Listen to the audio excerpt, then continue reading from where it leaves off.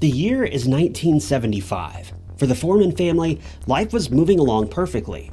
They had two wonderful kids. They were young and deeply in love, and everything was looking up. But on Mrs. Foreman's 25th birthday, tragedy would strike. As her 5-year-old son Jason was playing outside in the woods near their home, he disappeared. The family and nearby neighbors searched for the boy for hours, days, weeks, and eventually years. They found no clues or evidence that would explain his sudden disappearance. The missing boy wouldn't be found until 7 years later, when investigators met with a neighbor who made a truly disgusting confession to a crime of devastating proportions.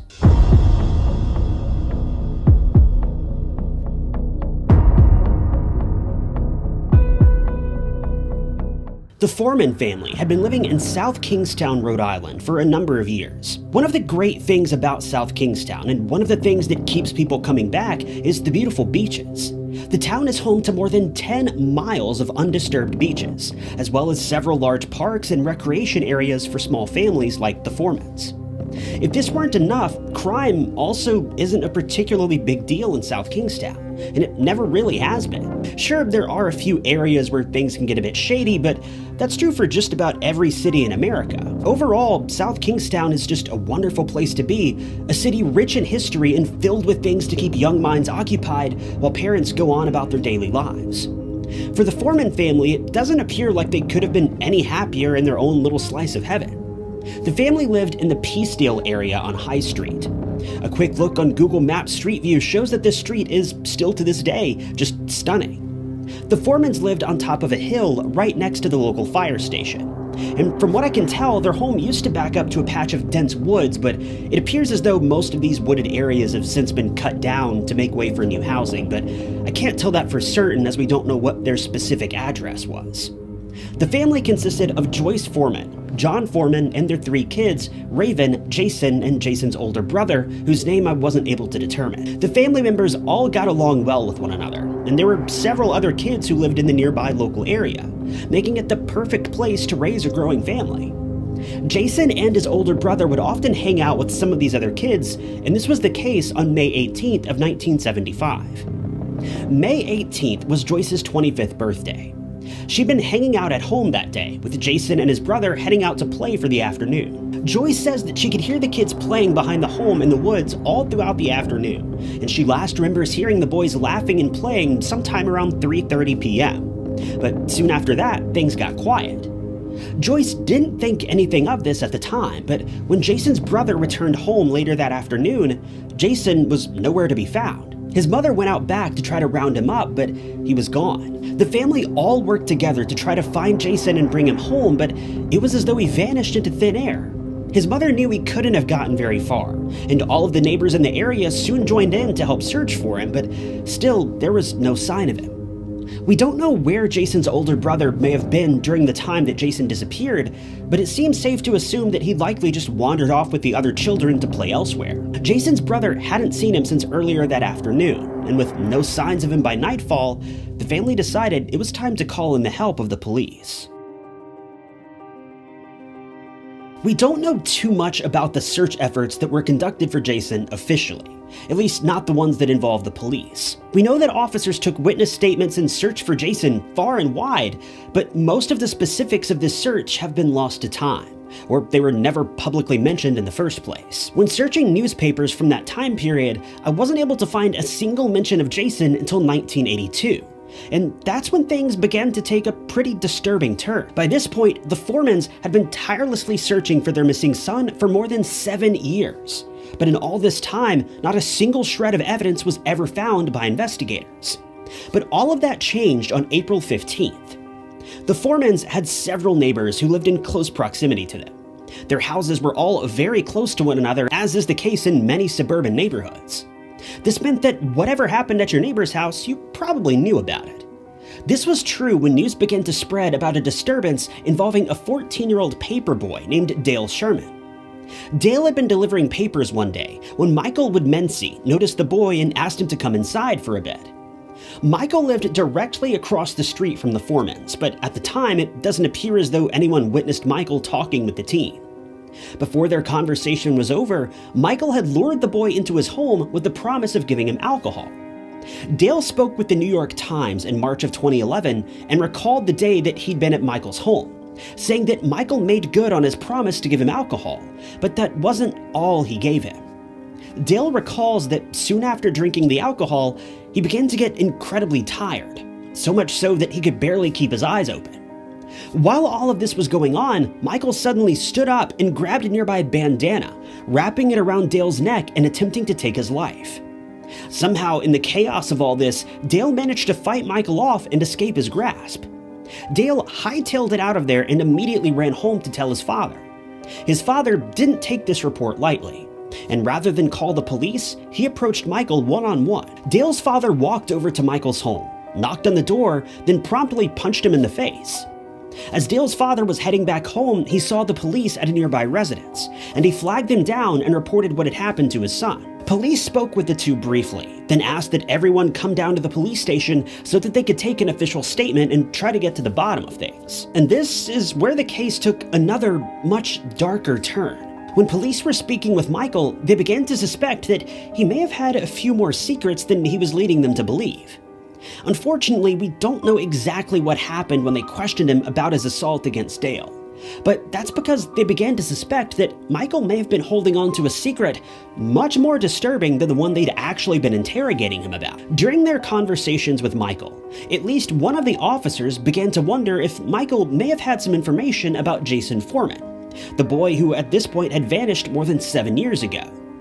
They didn't want to ask Michael outright for fear that he might clam up and conceal the truth. So gradually, they began to steer the interrogation in a different direction, tossing in questions about Jason Foreman just here and there. But in a shocking twist, Michael actually opened up about what he knew regarding Jason Foreman's disappearance. Before long, he spilled everything he had known about the boy, and even told officers that he knew exactly what happened to Jason and where he was today. We don't know what specifically led to Michael's confession, but while being interrogated about his involvement in the crimes against Dale, Michael came clean and admitted that he had seen Jason on the day that he vanished back in May of 1975. Not only this, but he'd been in direct contact with the boy just minutes before he disappeared. The details of how all of this played out have never been revealed publicly. Even all these years later, police have kept certain aspects of the crime private in order to save the family from any more heartache. All we know for sure is that, much like in the case of Dale, Michael had spoken with Jason and managed to lure him into his house. We don't know how Michael convinced Jason to follow him home, but whatever lies he made up, the boy believed them. This is probably a good time to explain that Michael Woodmansee was just 16 years old at the time that all of this unfolded. He was still a kid himself. But Michael wasn't your typical teen by any means. Michael had seemingly been battling dark fantasies for a long time. But on May 18th of 1975, these fantasies would finally be unleashed. Once Michael had taken Jason to his home, he attacked the young boy. The only aspect of the crime that we know for certain is that at some point in the afternoon, Michael grabbed a knife from his kitchen and ambushed young Jason. Why he did this remains a mystery, but in the end, Jason lost his life. We don't know what he may have done or said to Jason before this crime took place, but we have a pretty hefty suspicion about what took place afterward. See, there's a reason why police never located the remains of Jason. Usually when a person goes missing, if they're not found alive, their remains are found a while later. But that wasn't true in Jason's case. He had simply vanished entirely, never to be seen again. But as police were speaking with Michael about the crime during his interrogation, he made a pretty bizarre statement. After confessing to the crime, he immediately got nervous and mentioned a journal or a diary or some sort of notebook that he kept in his room. He explained to officers that if they searched his home, they would find the book. But he wanted to assure them that whatever was inside this journal was purely fiction. But as far as we can tell, it wasn't. When officers found the book, their jaws hit the floor. This journal didn't just include the ramblings of a teen or a young adult. It included detailed accounts of what had happened to Jason all those years ago. Now, naturally, the exact contents of this book have never been made public. In fact, police haven't released a single word from this journal after all this time. The only reason we know what was inside is because Jason's sister spoke with officers about the journal, and they shared many of the contents with her, and she openly revealed what Michael had done to her brother all those years ago.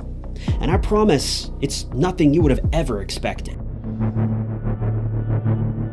Jason's sister, Raven, is now obviously an adult, and she's spoken with various news outlets in recent years about the contents of Michael's home and what investigators found during their interrogation. Raven says that while police didn't reveal anything about this journal publicly, they did share several key details with her and explain the contents of the journal, though they seem to have refused to show it to her directly.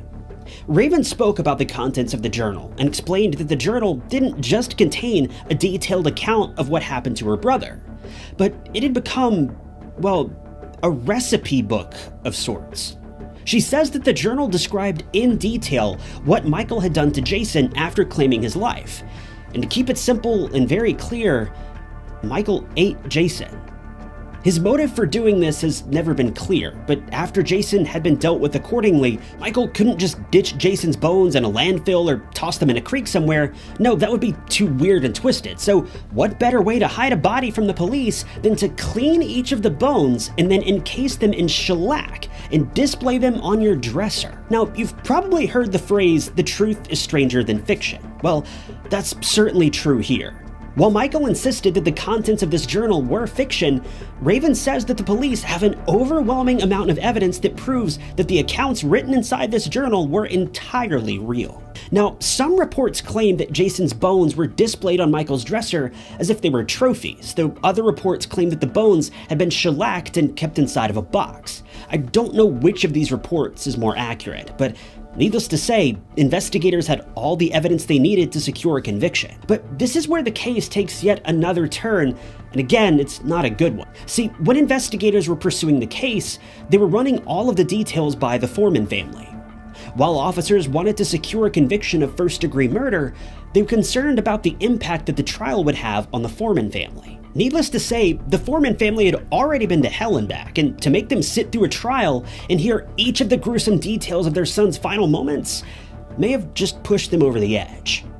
To get past this, police offered Jason's father a way to sidestep this process. Rather than pursue a conviction of first-degree murder, they would pursue second-degree murder. This would still secure Michael Woodmansee a 40-year conviction, but it would keep the family from having to hear all of the details inside the journal, and also keep them from having to see their son's remains on display when they were used as evidence in the trial. Jason's father agreed to this plea deal, and Michael was sent to prison for 40 years instead of getting a life sentence. But once again, the case takes yet another turn, and this may be the darkest twist yet. The backlash from this case was serious. The entire community of South Kingstown was enraged by what Michael had done. And to say that he had a target on his back would be an understatement. When Michael was sent to prison, he had to be sent to an out-of-state facility in Massachusetts for his own protection.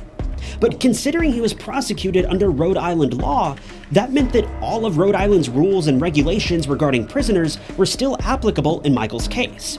One of these being the so-called good time law. This law allows prisoners of various convictions to receive lighter sentences for good behavior. In general, the law will allow a prisoner to have 10 days removed from his sentence for every 30 days of good behavior, essentially lessening some sentences by up to 33%. Now, there's definitely some ifs, ands, and buts regarding this law, but this is, very generally speaking, what the law provides for these prisoners. As you might expect, Michael exploited this law to the best of his ability, and was only required to serve 28 years of a 40-year sentence. When news of this came out publicly and locals found out that Michael would be heading back to Rhode Island in 2011, they were furious. So much so that several locals admitted to purchasing weapons in anticipation of Michael's return. But these weapons weren't to be used for protection. Many locals spoke out against Michael and directly confessed that if he ever stepped foot back in their community, they'd kill him. And they meant it. One of these people was Jason's own father, who has sworn on multiple occasions that he has every intention of killing Michael Woodmansee if he's ever able to find him. Jason's father feels a certain amount of guilt for accepting the plea bargain that was offered by investigators all those years ago. He says that had he known about the good time law, he would have never agreed to that deal. Now, he fears that if Michael is released into society again, he may claim the life of someone else's child, and Jason's father says he feels solely responsible for that possibility. Thankfully, Michael wasn't released, at least not fully. While Michael was released from prison, he agreed to be sent to a mental health facility for the remainder of his life. Michael is in his 60s now, as far as I can tell, and he knew how dangerous it would be if he went back to the Rhode Island community. There were riots and protests all throughout the state, filled with people who wanted to see Michael 6 feet under. When he learned of this news, he knew he didn't stand a chance at having a proper life ever again, and he's now residing at the Eleanor Slater Hospital in Cranston, Rhode Island, where he'll likely remain for the rest of his days. Jason's father, John, says that he'll search high and low to find Michael and ensure that he doesn't hurt anyone ever again. And John's family say that they have every reason to believe that he will follow up on this promise. We don't know if John is satisfied with Michael being released into a mental health facility or if he still plans on following up on these claims, but one thing is for sure, however things may play out, Michael Woodmansee will never be a free man ever again. At least, not for long, so long as John Foreman is around.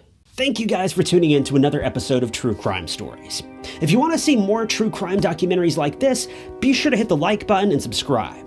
If you'd like to help support the channel, the best way you can do that is simply by leaving a comment below. Any comment at all. It helps out the channel a lot more than you may realize. If you want to help out financially, you can do that by clicking the blue join button below or by picking up a True Crime Stories mug from TyKnots.com. But with that, my name is Ty Knots, and I'll catch you guys in the next video.